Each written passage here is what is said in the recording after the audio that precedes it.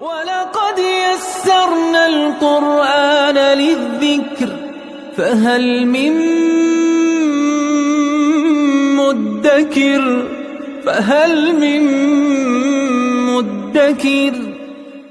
اعوذ باللہ من الشیطان الرجیم بسم اللہ الرحمن الرحیم الحمد للہ رب العالمین وصلی اللہ علی سیدنا و نبینا بالقاسم المصطفى محمد وعلى آلہ الطیبین الطاہرین المعصومین اما بعد اعوذ باللہ من الشیطان الرجیم ولو أنا كتبنا عليهم أن اقتلوا أنفسكم أو اخرجوا من دياركم ما فعلوه إلا قليل منهم ولو أنهم فعلوا ما يوعظون به لكان خيرا لهم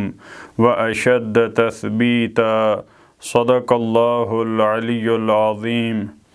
سورہ نساء کی گزشتہ آیات میں پروردگار عالم نے ختمی مرتبت کا جو معاشرے میں حقیقی مقام ہے،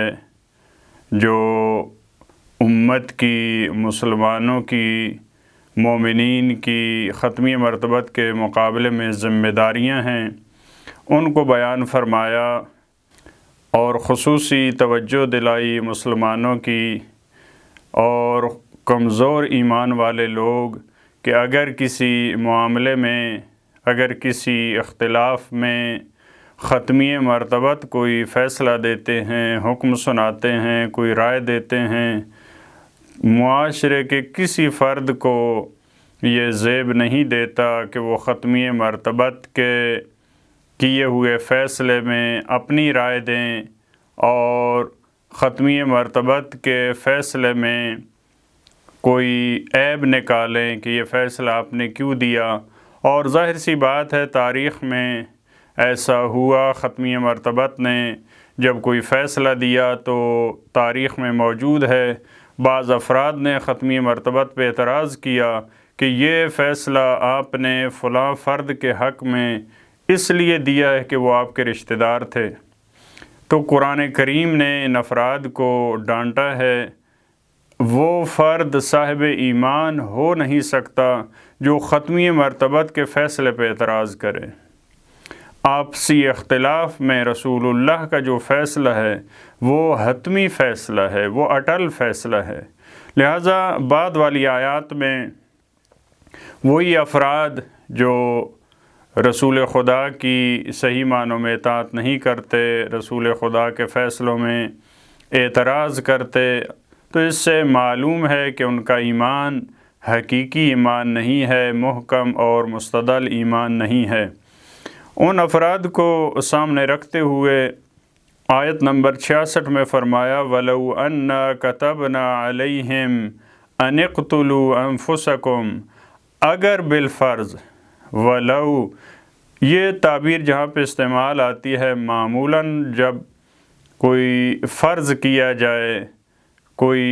کسی بات کو کہ اگر اس طرح سے ہوتا، حقیقت میں اور خارج میں، واقع میں ممکن اس طرح سے نہ ہوا ہو، لیکن قرآن فرض کرتا ہے کہ اگر بالفرض ان کو یہ حکم دیا جاتا تو اللہ جو دلوں کا راز جاننے والا ہے اس کو معلوم ہے کہ یہ مخالفت کرتے ہیں۔ اس حکم کے مقابلے میں یہ کیا کرتے پروردگار عالم نے بتا دیا ہے کیونکہ وہ دلوں کے راز کو جانتا ہے۔ لہذا فرمایا اگر ہم ان پہ واجب قرار دیتے، اگر ہم اس کو فرض کر لیتے ہیں ان اقتلوا انفسکم کہ تم اپنے آپ کو قتل کرو، جیسا کہ پہلے والی امتوں کو سزا کے طور پہ، جیسے یہودیوں کے بارے میں وہاں پہ موجود ہے کہ ہم نے ان کو سزا کے طور پہ کہا کہ اپنے آپ کو قتل کرو۔ البتہ اس کے دو معنی ہیں۔ یہ تعبیر ان اقتلوا انفسکم، ایک اس کا یہ مطلب کہ اپنے آپ کو قتل کرو، بعض مفسرین نے کہا یہ خودکشی کے معنی میں اپنے آپ کو قتل کرنا،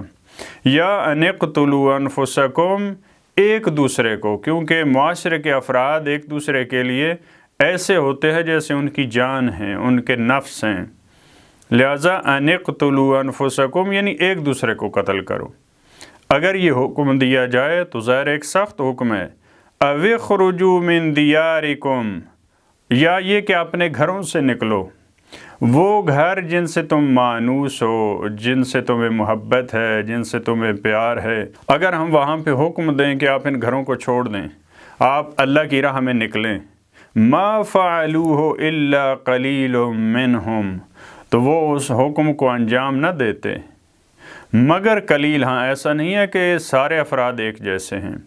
نہیں، ان میں سے کچھ ایسے افراد ہیں جن کا ایمان وہ مضبوط ہے، پختہ ہے، حقیقی ایمان ہے، لہذا وہ قلیل تعداد ہے، جیسا کہ قرآن نے دوسرے مقامات پہ بیان فرمایا۔ وَلَوْ أَنَّهُمْ فَعَلُوا مَا يُوعَظُونَ بِهِ لَكَانَ خَيْرًا لَهُمْ، اور اگر وہ انجام دیتے ما یوعظون بِهِ، جس چیز کے ذریعے ان کو واعظ و نصیحت کی گئی، قرآن کریم نے ان کو اگر یہ حکم دیا جائے کہ ایک دوسرے کو قتل کریں، اگر اپنے گھروں سے نکلیں، تو یہ ایسا نہیں ہے کہ یہ